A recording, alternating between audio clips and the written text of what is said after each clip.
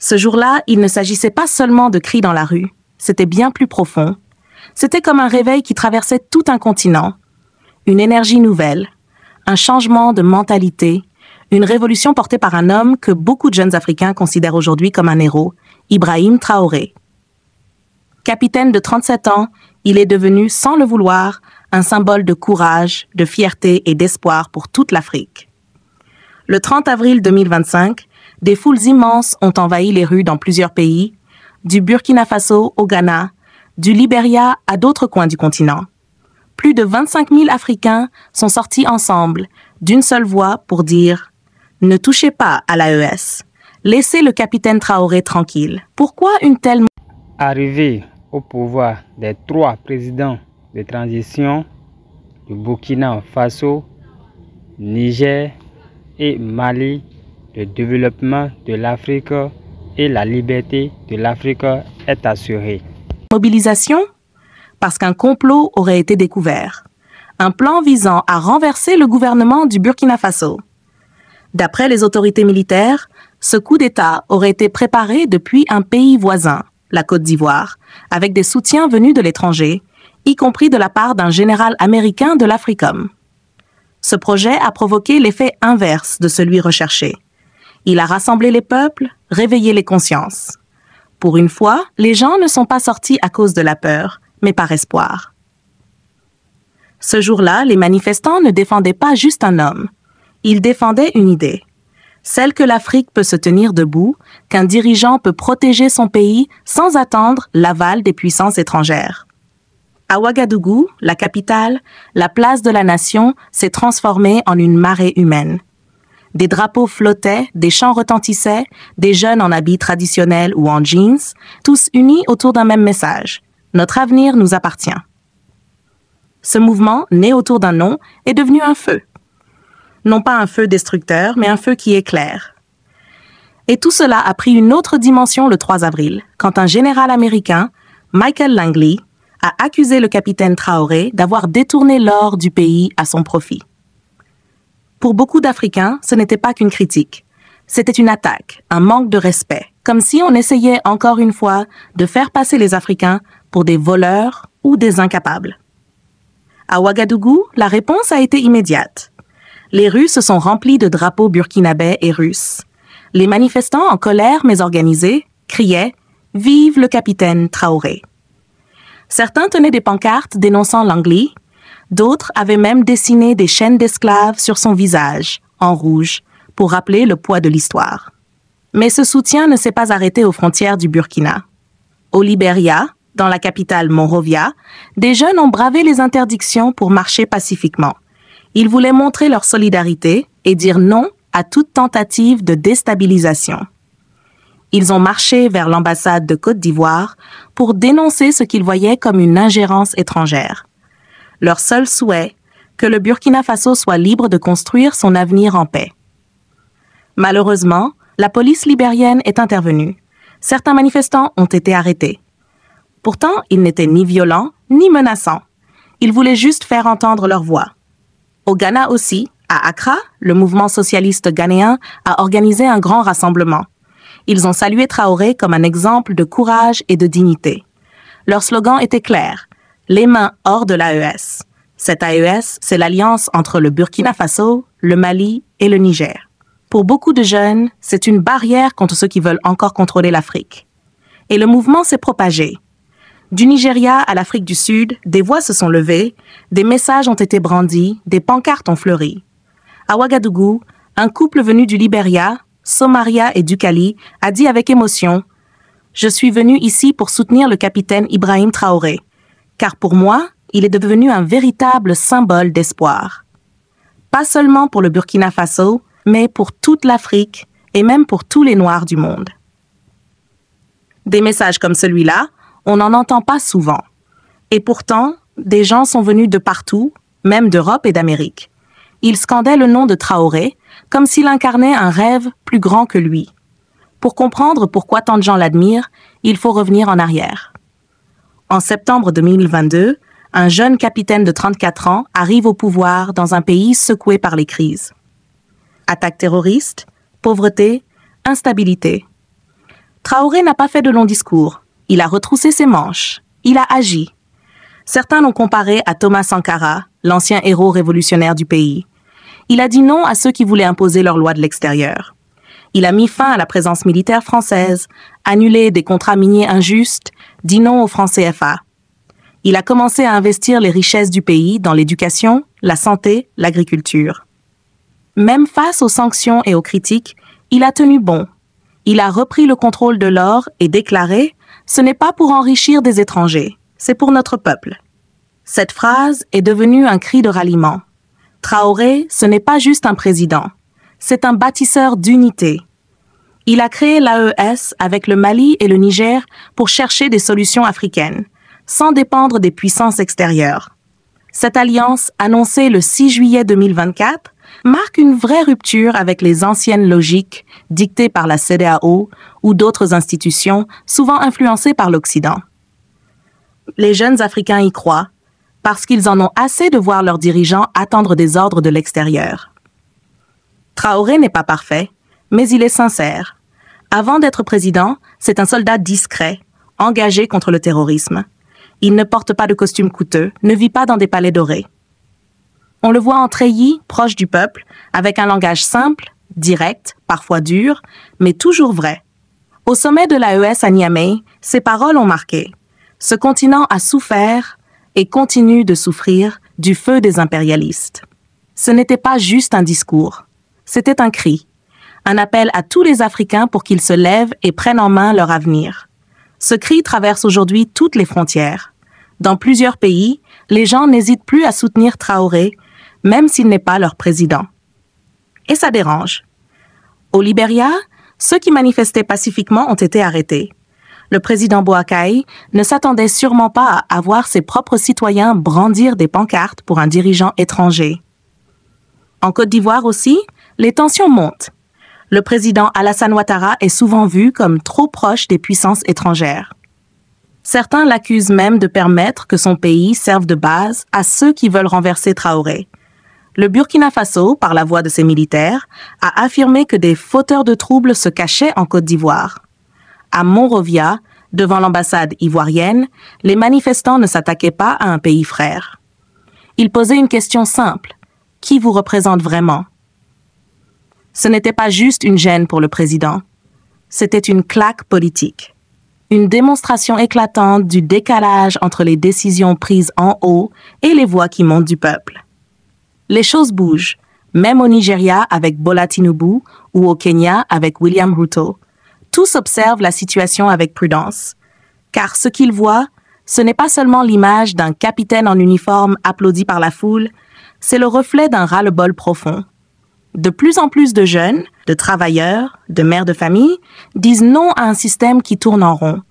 Le constat est dur, mais honnête. Beaucoup de gouvernements africains s'appuient sur des béquilles venues de l'étranger.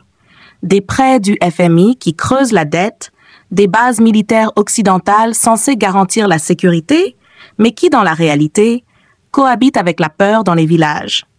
Des contrats miniers qui laissent fuir les richesses, mais où les souffrances, elles, restent. Pendant ce temps, une voix s'élève du Burkina Faso et casse les codes. Ibrahim Traoré ne promet pas de miracle. Il agit avec ce que son pays possède. Il fait sortir de terre des écoles, ouvrir des centres de santé dans des zones longtemps oubliées, et tout cela, il le finance avec l'or du Burkina, pas avec celui des autres. Alors forcément, les gens comparent. Un jeune Guinéen l'a résumé dans une vidéo devenue virale. Nos présidents prennent des milliards de prêts, mais on ne voit que les prix qui montent et les routes qui s'écroulent. Lui, il fait des choses simples, mais visibles. Ce genre de message, partagé des milliers de fois, commence à peser lourd dans l'opinion publique. Ce n'est plus une discussion technique sur l'économie ou la géopolitique. C'est un miroir tendu aux puissants. Un rappel que gouverner, ce n'est pas juste signer des accords avec les grandes puissances ou faire des discours dans des hôtels 5 étoiles. C'est répondre à une attente, celle d'un peuple qui veut enfin récolter les fruits de ses efforts et de ses richesses. Beaucoup de chefs d'État en Afrique s'accrochent à leur fauteuil comme à une bouée de sauvetage. Ils bricolent les lois, truquent les élections, mais pendant qu'ils verrouillent le pouvoir, leur jeunesse, elle, regarde ailleurs. Elle regarde vers un avenir qui semble fermé, sans porte, sans lumière. Et pourtant, au Burkina Faso, un vent nouveau souffle. Là-bas, malgré les dangers et les pressions extérieures, une autre voix s'élève. Pas une voix tremblante de peur ou soumise, mais une voix courageuse, qui ose dire tout haut ce que d'autres n'osent que murmurer. Le capitaine Ibrahim Traoré ne prend pas de gants. Quand Emmanuel Macron affirme que les Africains devraient remercier la France pour sa présence militaire, Traoré répond que c'est une insulte, une gifle déguisée en poignée de main. Et cette réponse a secoué bien au-delà du Burkina Faso. Il ne s'est pas contenté de parler. Il a désigné des pays, la France, le Bénin, la Côte d'Ivoire. Il les accuse ouvertement de vouloir saboter son pays. Il affirme avoir des preuves, des faits, pas des rumeurs. Ce discours frontal dérange. En osant dire ce que beaucoup pensent tout bas, Traoré met les autres dirigeants africains face à leur silence, face à leur compromis. Il dévoile les accords qu'ils signent en coulisses et qui enchaînent leur nation à des intérêts étrangers. Mais ce qui inquiète encore plus les puissants, c'est sa vision.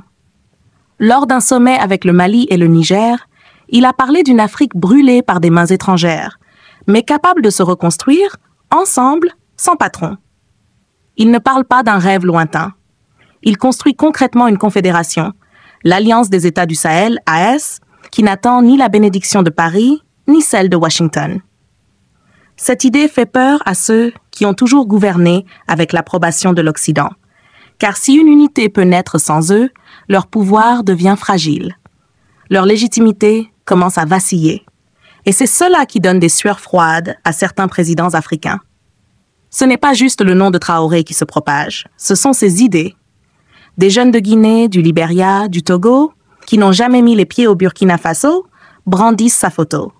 Ce n'est pas seulement un homme qu'ils soutiennent, c'est une cause, une conviction.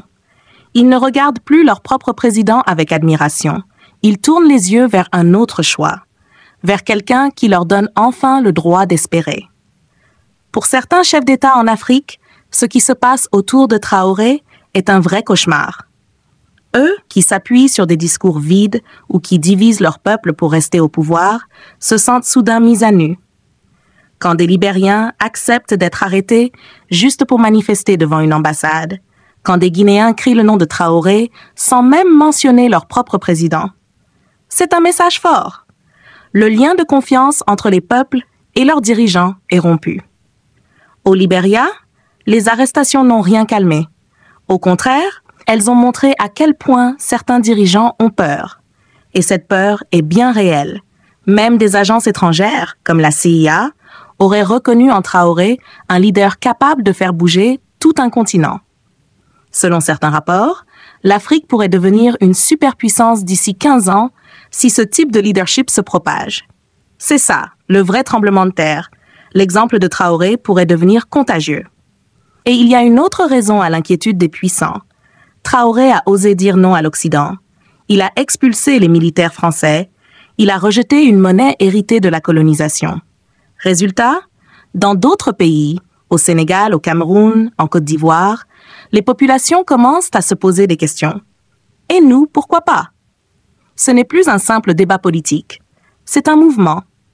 Dans les rues, sur les pancartes, sur les réseaux sociaux, les slogans anti-impérialistes se multiplient. Les drapeaux russes apparaissent. Les gouvernements sentent que le vent tourne. Même hors d'Afrique, ça bouge. Aux États-Unis, en Europe, des Africains de la diaspora organisent des rassemblements en soutien à Traoré. Pour eux, ce qu'ils défendent n'est pas seulement pour le Burkina Faso, c'est pour toute l'Afrique. Plus qu'une simple politique, ce que représente Ibrahim Traoré, c'est une cause. Pour beaucoup, il incarne la lutte contre les puissances qui ont toujours voulu décider à la place des Africains.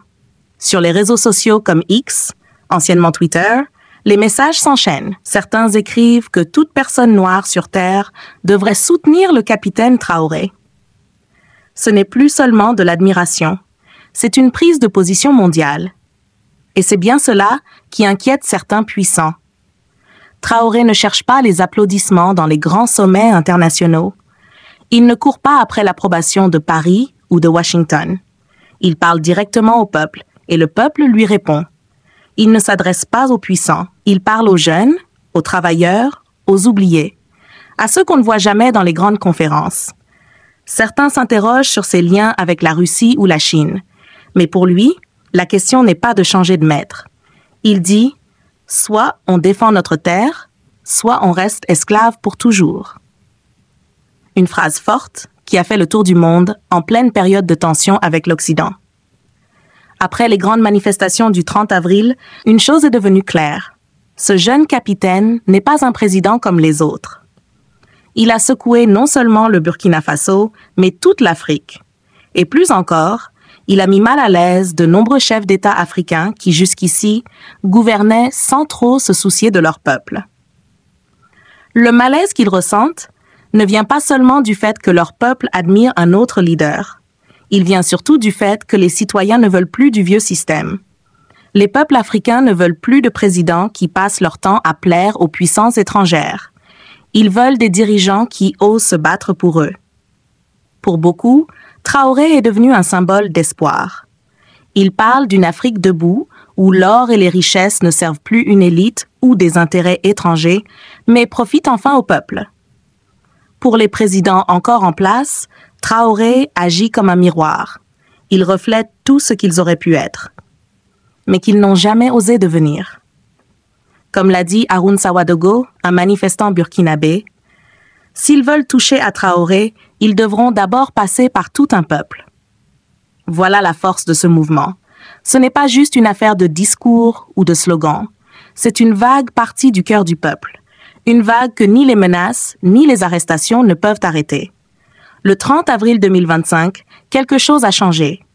Les peuples ont levé la tête. Ils ne veulent plus de chefs dociles. Ils ne veulent plus de pactes secrets. Ils veulent des dirigeants courageux qui leur ressemblent, qui les respectent et qui rêvent avec eux d'un avenir libre. De Monrovia à Accra, de Ouagadougou aux communautés africaines de la diaspora, les voix se sont levées.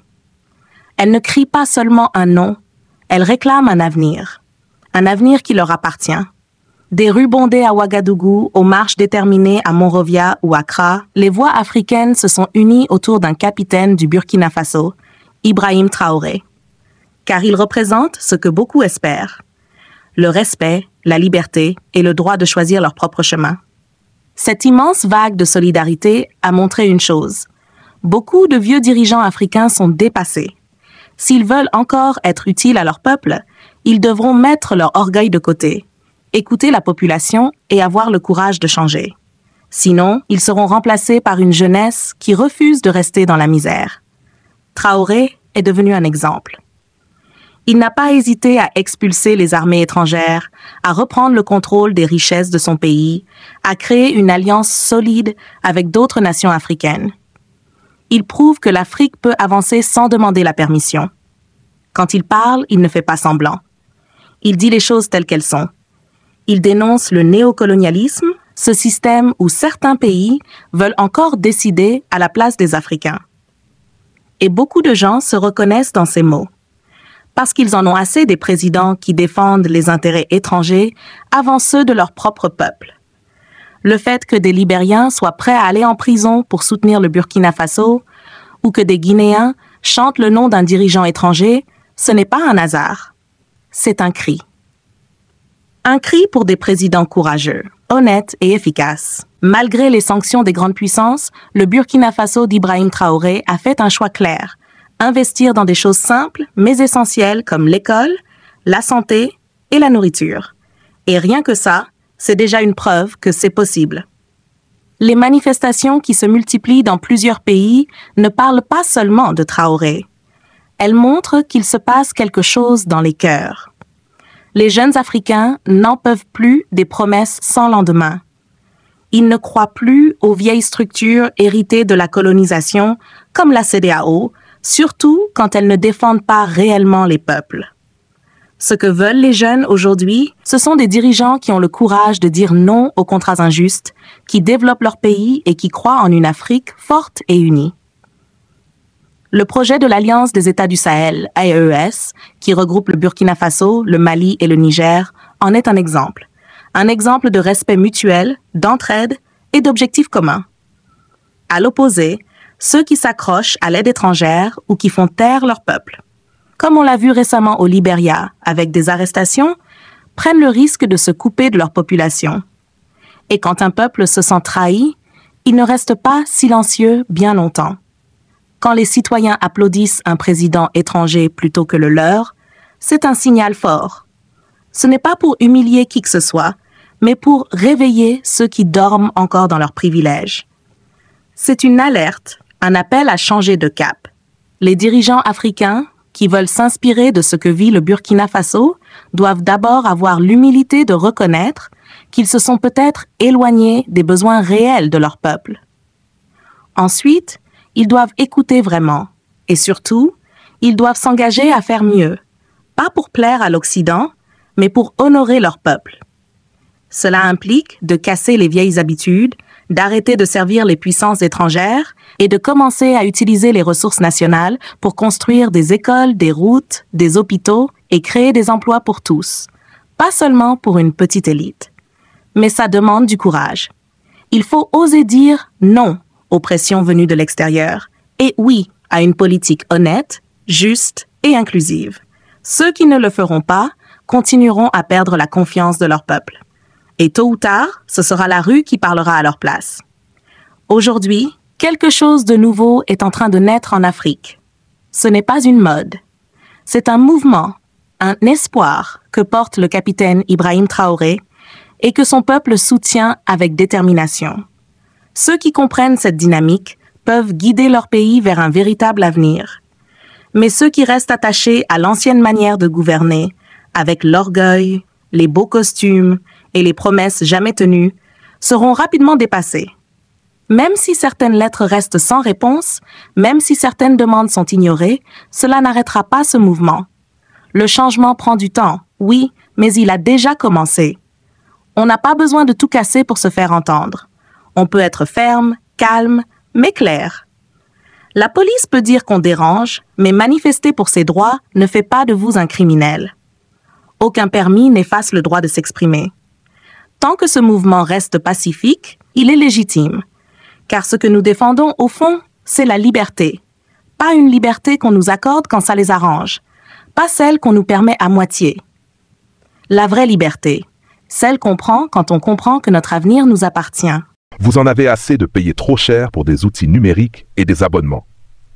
Bonne nouvelle, laissez-moi vous présenter Gamso, la plateforme ultime qui vous donne accès à des services premium comme ChatGPT, Midjourney, Autodesk et bien d'autres, à des prix incroyablement réduits. Que vous soyez étudiant, entrepreneur ou créatif, Gamso vous permet d'accéder à vos outils préférés pour une fraction du prix. Avec plus de 6 ans d'expérience, ils offrent des abonnements partagés, livrés en temps réel, sans attente ni tracas. Le processus est simple. Inscrivez-vous sur gamzo.com, choisissez un abonnement, payez via une passerelle sécurisée et profitez immédiatement de votre service. Gamso se démarque avec une activation instantanée, un bouton de réinitialisation rapide, une sécurité SSL garantie, un support 24/7 et une garantie de remboursement sous 24 heures. Avec 88% d'avis positifs, c'est une plateforme fiable et sans risque. Utilisez mon lien de parrainage et code promo en description pour profiter de réductions exclusives. Pourquoi payer plus cher? Essayez Gamso dès aujourd'hui et accédez au meilleur du numérique pour moins cher. J'en ai marre.